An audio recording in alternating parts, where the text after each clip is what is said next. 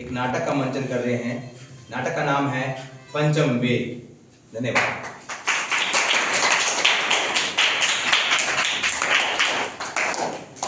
पूर्वरंग समाप्त हो गया है।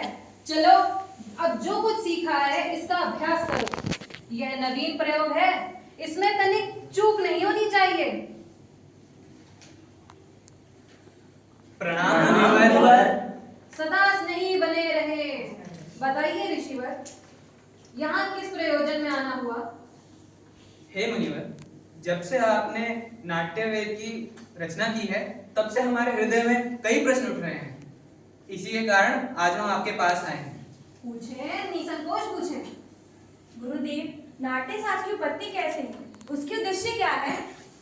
आपने बहुत अच्छा प्रश्न पूछा है ऋषिवर। यह प्रश्न केवल नाटक को नहीं बल्कि जीवन के सार को समझने के माध्यम है।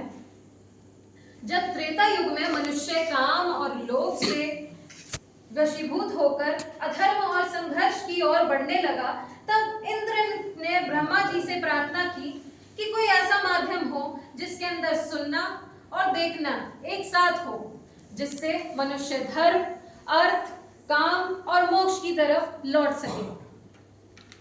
इसीलिए ब्रह्मा जी ने नाट्य वेद की उत्पत्ति की, जिसका प्रयोग का शास्त्र नाट्य शास्त्र है। लेकिन गुरुदेव, वेद तो ज्ञान का भंडार है, जगत का रहस्य छिपा है।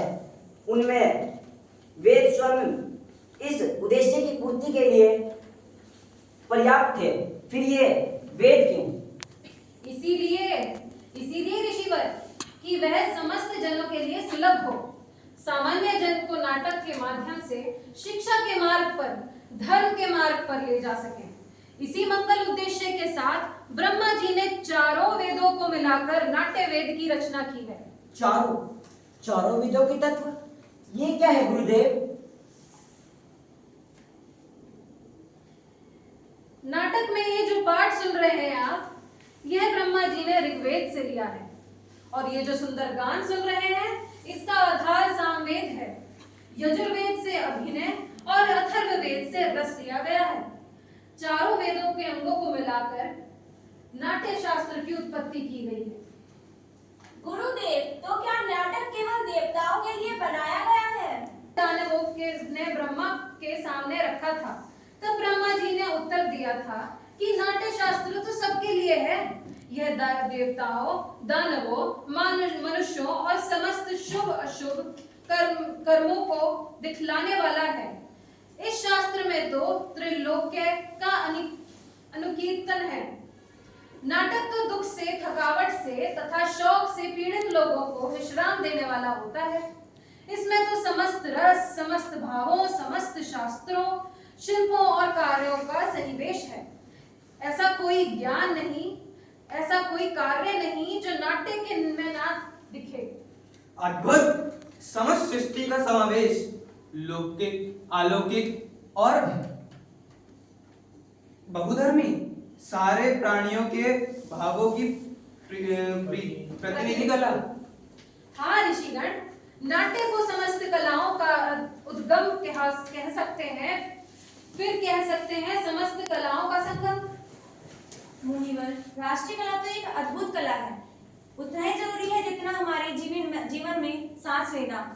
फिर भी हमारे लोग के समाज इस गंभीरता से क्यों नहीं लेते? अरे हम तो कलाकार हैं, नीति के नियंता नहीं। कला कर्म करना हमारा धर्म है।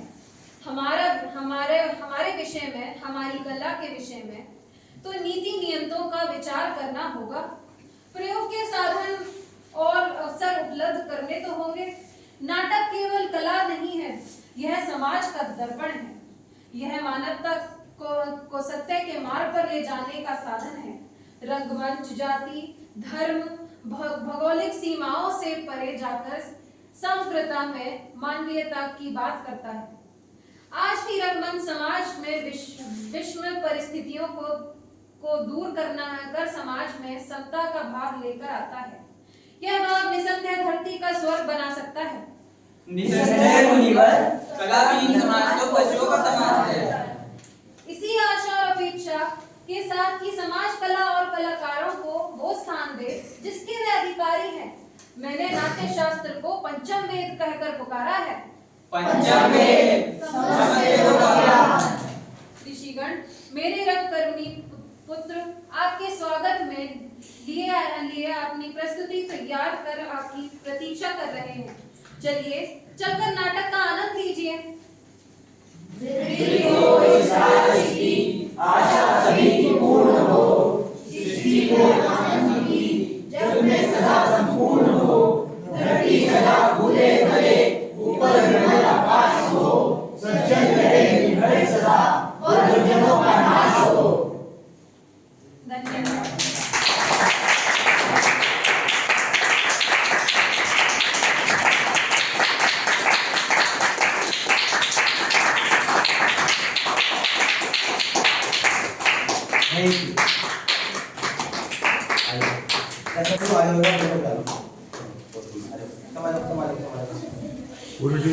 आगे वाले बच्चे बैठ जाओ, बड़े पीछे आ जाओ, बड़े बैठ